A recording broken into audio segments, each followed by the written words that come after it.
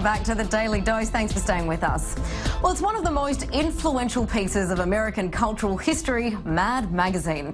It first appeared almost 70 years ago, bringing with it a revolution in satire that was later widely imitated but seldom equalled. Now, for most of this time, Mad has held on to a dedicated staff of illustrators and directors, but now all that's about to change. Our own culture correspondent Maya Margit sat down with the magazine's art director, Sam Viviano, in this exclusive interview. Take a look. It's poked fun at politicians, comics, society, and all aspects of life, shaping American culture for decades.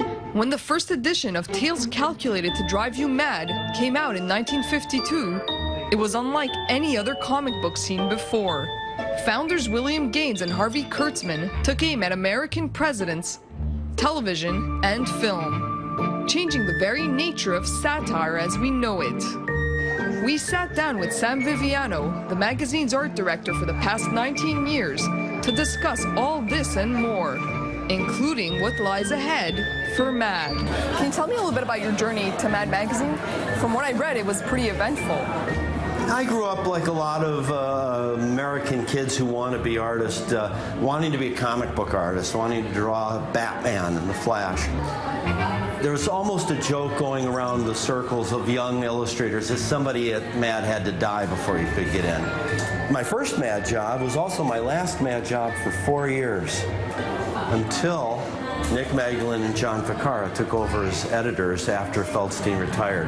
After that, I became something of a regular. Speaking to people around here, most people have heard or read Mad magazine.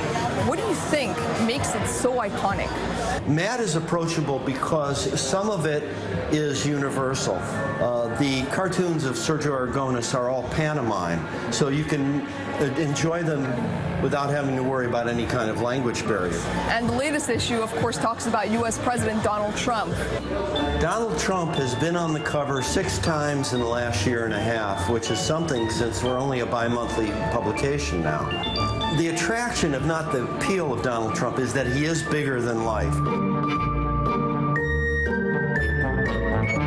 So that caricatures have to go that much farther in order to make a caricature of him. There's so much satire going on right now, from Saturday Night Live to late-night talk shows. How do you think Mad can continue to stay relevant? I think that the explosion you're talking about tends to occur in response to the events of the day. When things tend to calm down, so does the satire. There was not a lot of big, angry satire during the Obama administration. Not that he didn't do anything questionable, but that he wasn't drawing the attention in quite such a big way. But big changes are afoot at the iconic magazine, which will soon be leaving the Big Apple for Burbank, California, the home of its current owner, DC Comics. We always knew that at some point the decision would be made that Mad should join the rest of the company. And that decision was made this year. The co-publishers, Dan DiDio and Jim Lee, came to New York and said, we've decided Mad should move out to California. None of the Mad staff, with the exception of Bernie Mendoza, whom we hired last year as a junior graphic artist, is able to make the move. So basically, Mad will begin in 2018 with a new staff, with a new editor, Bill Morrison, who comes to Mad after 27 years with The Simpsons. Oh, yeah. How do you feel about those changes? It's very difficult to be associated with anything as long as I have, or John Ficarra, or Joe and Charlie, and not feel somehow like you're having something taken away from you. I think in some ways it's the end of an era because of the 8 of us who are not going to California. Half of us go back to the Bill Gaines era.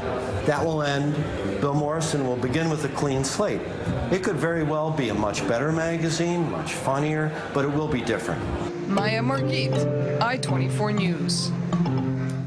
And with us in studio, our culture correspondent Maya Margit. Maya, I loved watching that package. It was shock after shock, the Simpsons guy, the fact that they're losing their entire staff. It's going to be challenging trying to keep the integrity of this magazine moving just just by the geographical move itself. That's right. I mean, since its start, you know, almost 65 years ago, it's been in New York the entire time, and it has a very dedicated staff. Some of these people who are working at Mad Magazine right now have been there for 5 decades. Right. 55 years. Al Jaffe, one of the main illustrators, has been there for 53 years or so. Right. And it's just incredible. So now they're basically losing almost all the staff. It's going to be an entirely new staff, entirely new location near the Warner Brothers lot in Burbank, California. And we're just going to have to see what Bill Morrison, the guy who worked at The Simpsons, does with it. Right, and there is, you know, obviously loyal Mad Magazine supporters. Our news director, Jeremy, actually has the first edition. He has it laminated and framed. That's right. Jeff brought it into studio when you introduced this piece. How are readers reacting to this? I think for now, people are kind of not really, there's not really been a very strong reaction, though there have been a lot of media reports and media coverage of the supposed move, though there aren't that many details that have been revealed yet. Right. What I can say, though, about the change is that, you know, Mad Magazine runs a lot on freelance illustrators and artists. So those illustrators and artists can work from anywhere around the world. They will be able to continue contributing to Mad Magazine. And maybe some of these illustrators, like Sam Viviano, he said he might continue to contribute in the long run because he still likes to draw and he still wants to, you know, he feels like it's his baby, basically. Right, and just finally, what was your biggest take-home from that interview? You sat down with a man who's at the creme de la creme for an art director in comics.